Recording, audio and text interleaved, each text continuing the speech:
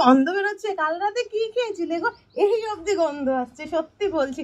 এরপরে কি করবে? সিলিন্ডারে ভরবে? না না, সিলিন্ডারে ভরতে হবে না, খাওয়া হয়ে গেছে। হয়ে গেছে তো, পুরো পেট ভরে খেয়ে নিয়েছো, সেটা তো খাবেই। পেটটা তো একটু খালি করে খেতে হয়, সেটাও ভুলে গেছো। মনে করে দিলাম কিন্তু, একটু খাওয়া হয়ে গেল। এবার কি করছো? সবার সঙ্গে গল্প করছো, টিভি দেখছো, নাকি ফোন ঘাটছো? অসুবিধা নেই তো। ওরকম অবস্থাতে আমার মতো বজ্রাসনে বসবে। দেখো এরকম করে পাটা ভাঁজ করে বসেছি, হাত দুটো সামনে দিয়ে 2 মিনিট 3 মিনিট 4 মিনিট 5 মিনিট যতটুকুনি পারো সেইটুকুনি বসে থাকবে।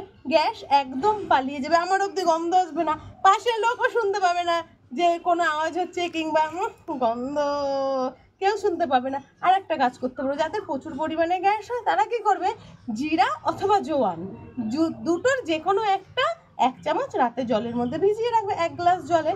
সকালবেলা হলে ওটা তুমি ফুটিয়ে নেবে, ফোটানোর পর ঠান্ডা করে চায়ের মতো সিপ সিপ করে খাও, দেখবে গ্যাস সব পালিয়ে গেছে। অবশ্য করেই করো কিন্তু, খাওয়া পেট, হালকা পেট, ভরা পেট কোনো ব্যাপার নেই। বজ্রাসনটা সবসময় করা যায় আর গ্যাস থেকে মুক্তি পাওয়া যায়। টাটা।